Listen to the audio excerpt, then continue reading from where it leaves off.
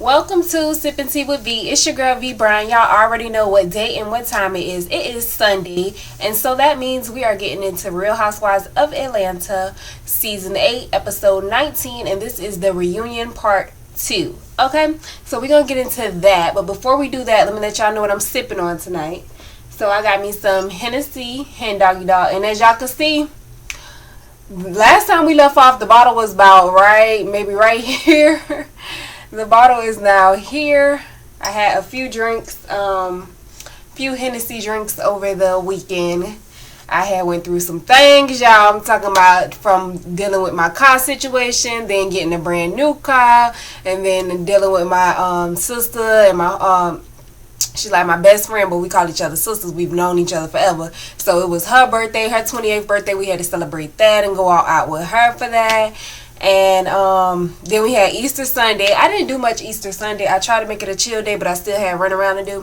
Y'all don't want to hear that though. Y'all came to see about Real Housewives of Atlanta, the recap, okay? But like I said, so I'm sipping on Hennessy, and y'all already know what I'm sipping on that with. What? Some Sprite, okay? Now let me go ahead and taste this thing, see what it's tasting like, what it's tasting like, what it's giving.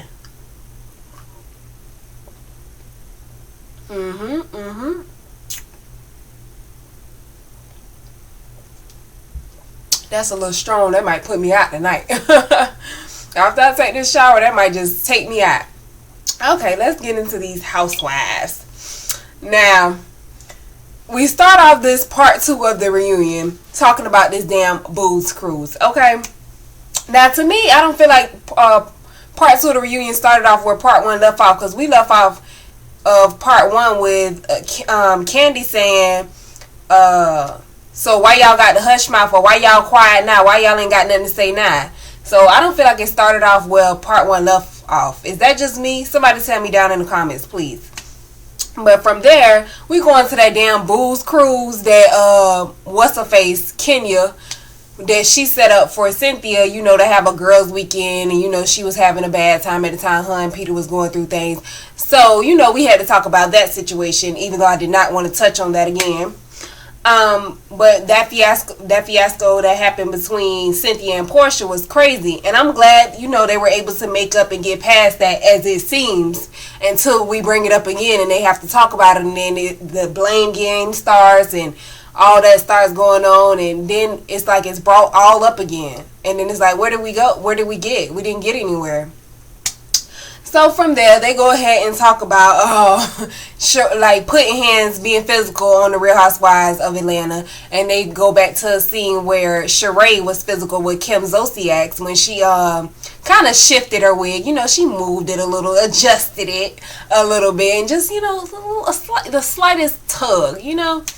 And you know, they went back to that situation, and I mean, there has been different instances, so it's not just Porsha. It may seem like Porsha is the aggressor because she's been in more situations, but I mean, there's been situations with Sheree.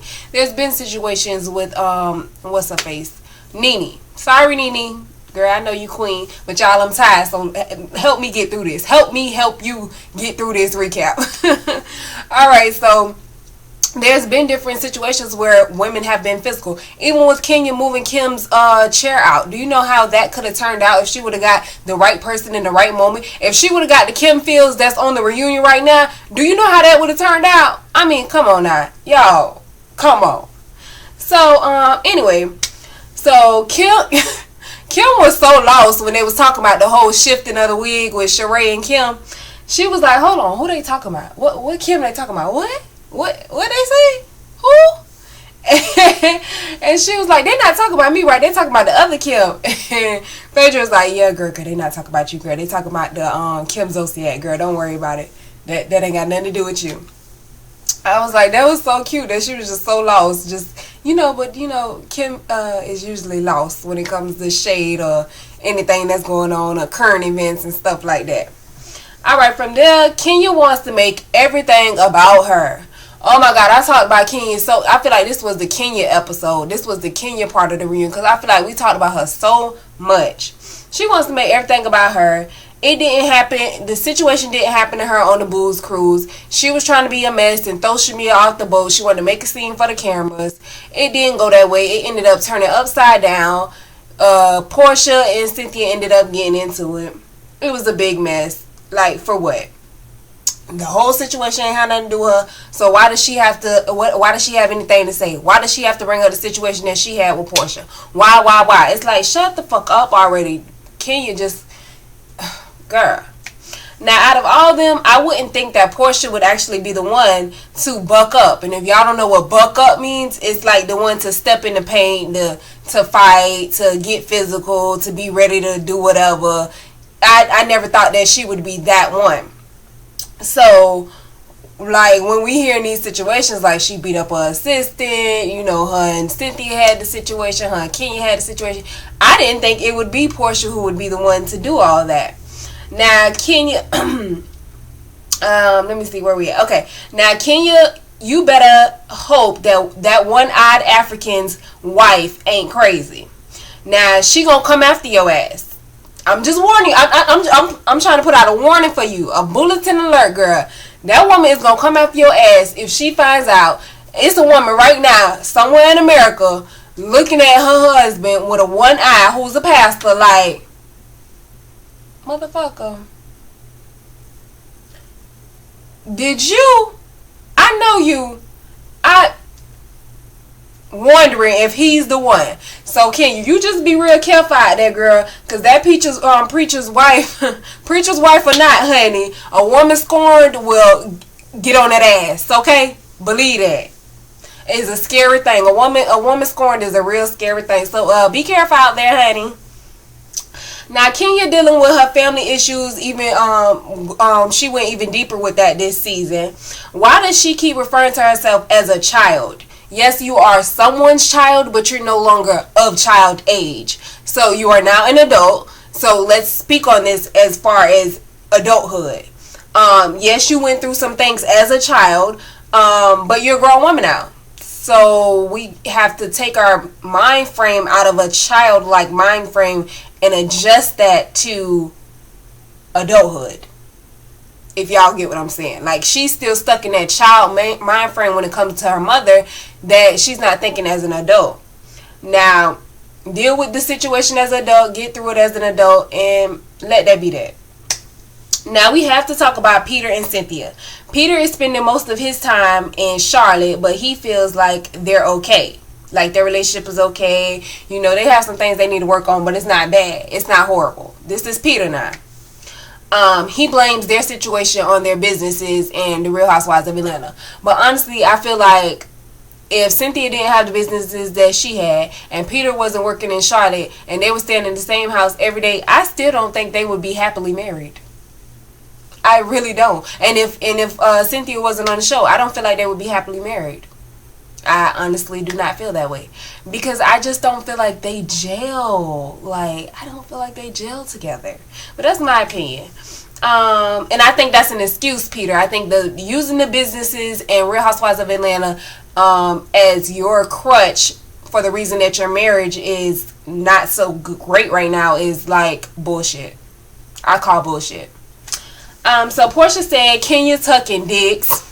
Baby, let's talk about that dick that you have to tuck every day when we tape, or whatever she said. I was like, oh my God, not tucking dicks.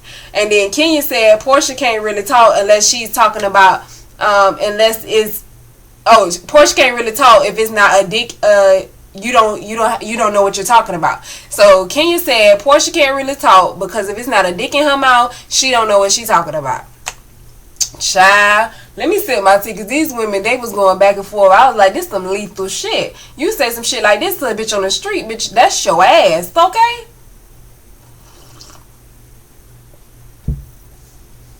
That's your ass. That's why I feel like some of the things that they say to each other and the lengths that they go is just crazy. So from there, to me, I don't think Porsha was the first to put the whole situation out there about Peter.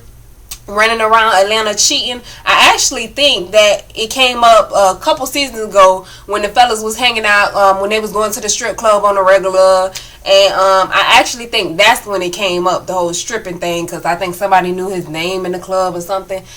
I don't know if I'm right, but I think that's what happened. And talk about these 19-year-old girls and waitresses running around Atlanta and Charlotte getting paid with hard dick. Okay, baby, like it was so much tea spilled, but it was spilled so subtly. Like Porsha was just giving it, like she was just telling that she was on the Ricky Smiley in the morning show reporting a news report. She was just spilling it so effortlessly. I was like, oh, and I'm just drinking it up. Give me more, give me more. I was sipping tea all around, y'all. I really was. Now leave it to Aiden to lighten the mood up on the stage by asking the ladies a few questions. He took over the hosting gig for just a few minutes, but he really lightened up the mood, and I thought that was like a good move on whoever told them to do that. I thought that was a good thing. Now, Phaedra made note to make sure that Andy knew she had indeed filed for divorce. It's currently processing, and even though Apollo doesn't want a divorce, it's going to happen. And I think Phaedra has a point when she says people shouldn't speak about what she should do with or for her kids when no one even checks on her kids, no one comes by to spending time with them, no one does anything for them, no one has offered anything, no one has done a kind gesture towards her kids, so no one should speak on her kids. And I think I touched on that earlier when we were talking about that in another episode. So, bam. And you right, Porsha. I'm sorry. Phaedra, damn, this whole time I've been saying Porsha. I'm sorry, Phaedra. Good God Almighty. Okay, that got to do with tiredness and drinking, okay? Don't hold me to it, okay? Tonight, just don't hold me to it. Take what I give, but don't hold me to it. And also, hit subscribe. I don't know if y'all hit subscribe yet, but please hit subscribe so y'all can stay up to date on the reviews that I'm doing. And, we can chit-chat in the comments, and you let me know shows that you're watching. I'll let you know some of the shows that I'm watching, and we can get it on like that, okay? So hit that subscribe button. It's the red button right down there. And also, while you're at it, hit like, boop. Alright, let's see where we at. Ain't nobody paying her bills, so they don't need to be telling her what she's doing, how can she do it, and this, that, and the other, okay? Boop, boop, boop, boop, boop. Bam. Alright, so now Candy is entitled to her opinion in regards to the whole taking the children to jail and, this and that and other. Just like Phaedra is entitled to her opinion because those are her children, so she can do as she pleases. Candy would do something else and Phaedra would do something different. Now, when they brought up the point about Aiden asking if he'll always be Phaedra's baby, back in that scene when she was taking him to school, his first day of school, I was like, oh, that is so sweet. One thing no one can ever do is question Phaedra's love for her boys. No one can ever question that because she goes hard for them boys, okay? And she loves them down, all right?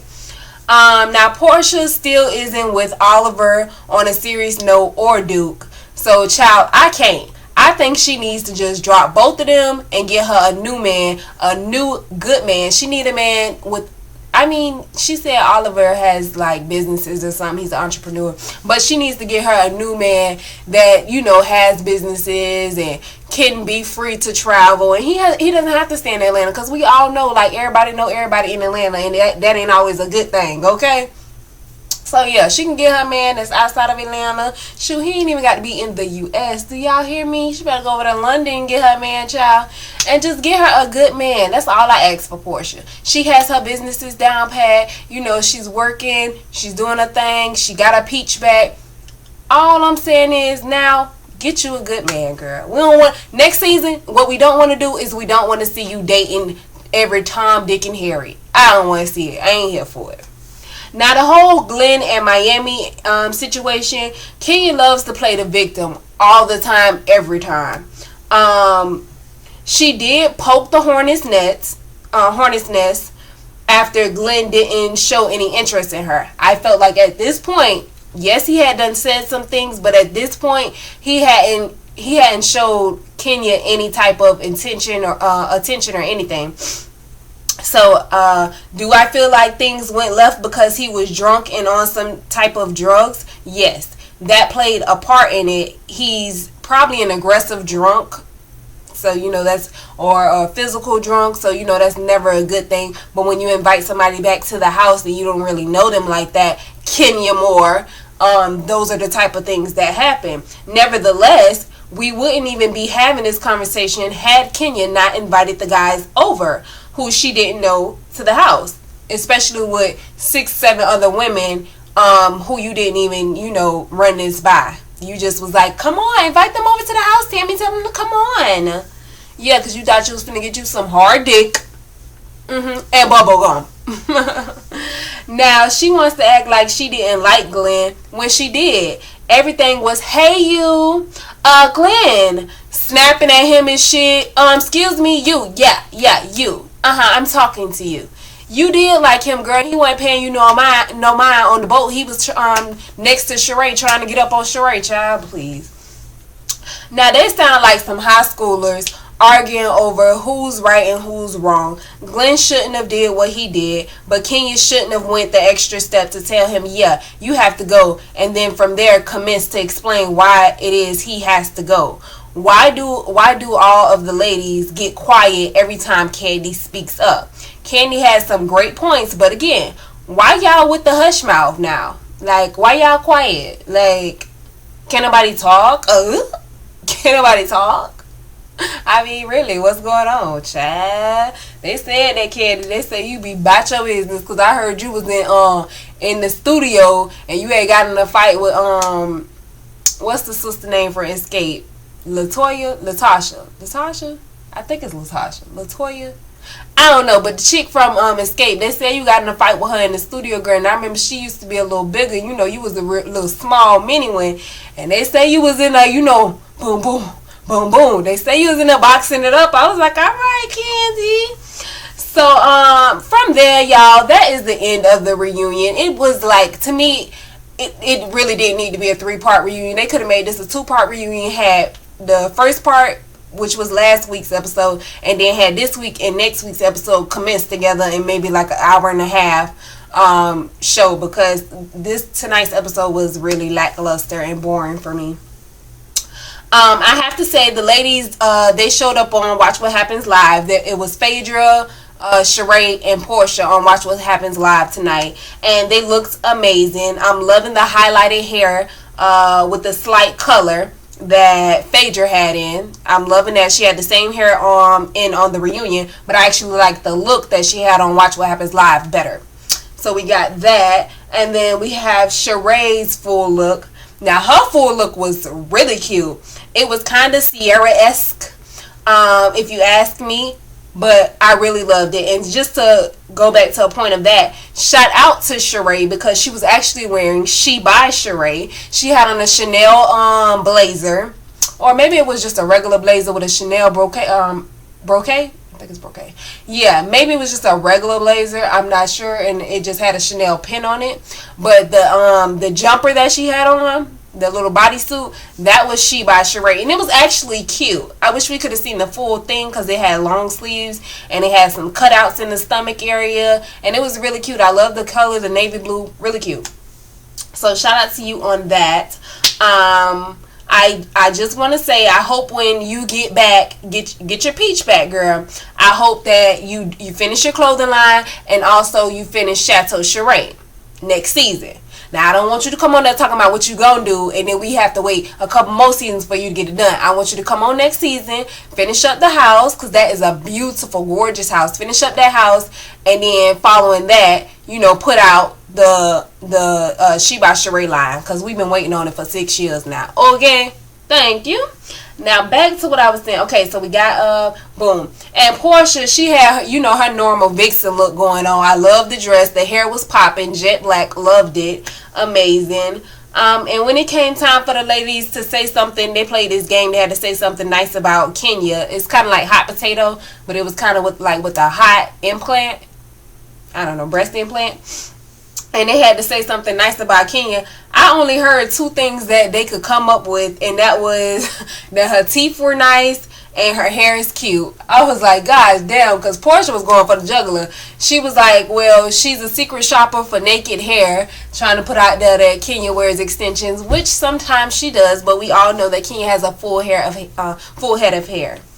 And yeah, that is it for tonight, y'all. I will see y'all tomorrow. We are going to be talking about Who, Love and Hip Hop New York. It is part 2 of the reunion. I hope this is the last part, because you know, sometimes these shows be trying to get the most out of the show and try to do a 3-part reunion when most of the time it's not even necessary. Okay.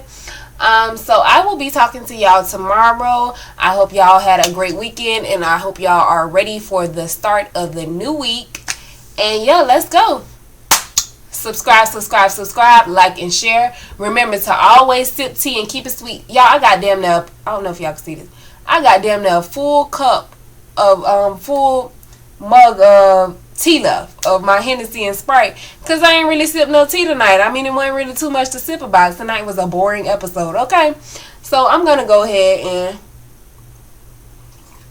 and remember, always sip tea and keep it sweet. Mwah.